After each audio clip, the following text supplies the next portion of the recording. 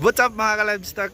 Dito tayo sa Livestock Production and Research Training Center, guys. Nag-undergo kami ng training on advanced artificial insemination. Ito yung mga kaklase ko, guys. So, project din ito ulit sa ATI. So, to promote the livestock production sector. So, mga master ko, guys, si Ninong Irning at si Ninong Charlie. Mga loyal yan, guys. Representing Lanao Boys, guys. Hello, Ibid.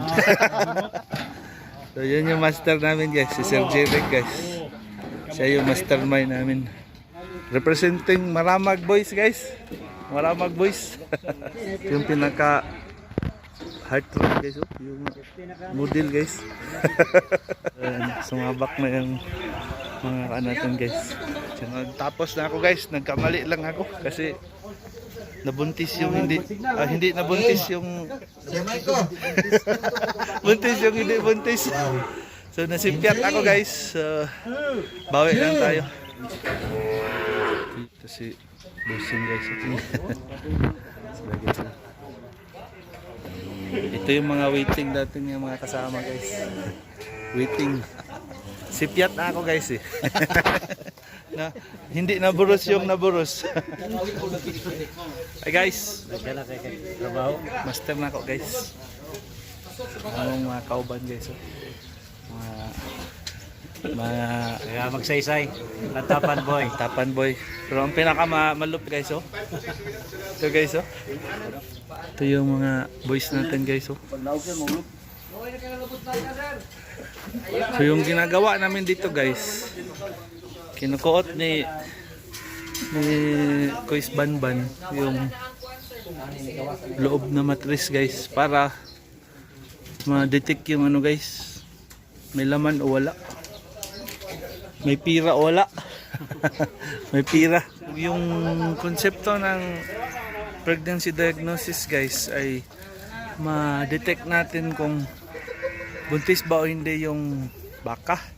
So sa field ng artificial insemination, lalo na sa advanced na mga method ng heat synchronization, ay kailangan natin ma-detect na hindi siya buntis para i-undergo siya ng heat synchronization program. So our training mostly revolves around the identification of the status or the phase of the stage of the maturity of the ovary. So phase 1 namin, i-detect yung mga buntis at saka hindi buntis para ma-separate, and then we identify the non-pregnant para i-subject natin sa heat synchronization or yung heat induction program. So ito yung concept ng training natin. Again, collaboration with the National Livestock Program at saka sa Agricultural Training Institute.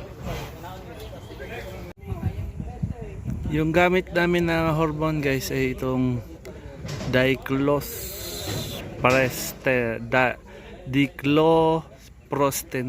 Indication nito, guys, ay silent heat, induction of synchronization of uterus, detonizes, and ito yun, guys, expulsion of mummified fetus.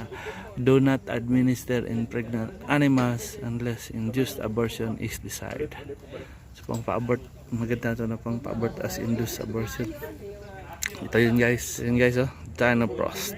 Ito yung common na ginagamit namin. Ito yun, guys, Dinoprost. Ito na, guys, nag-inject na tayo ng hormone, guys. Si Bossing Michael. Sir Michael. Siya, guys. Sayang, guys. Ay, guys, nagtagumpay na kami, guys. Nakakuot na kami. Palpit sa ovary. So nag-hormone. So ayun yung kasi namin, guys, oh. Yung mga master namin, guys. Yan yung mga master namin, guys. Mga legendary yan, guys.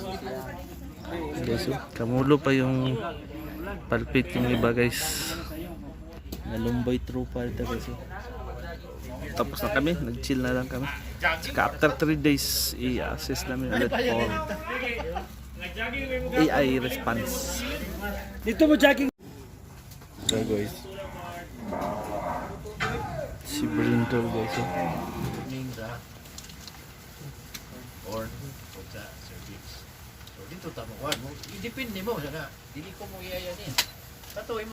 Generic, deficit, edits. Mga cancer ni Omar, hormones. Usara, susin, di ba?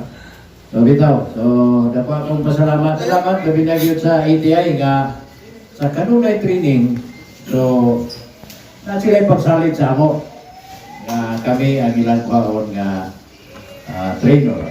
Completing the POT on advanced CI and pregnancy diagnosis in North Manila from from August 20 to September 3.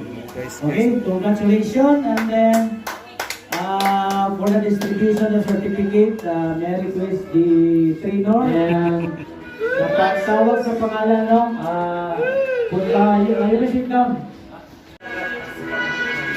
Is also good at all. Alright.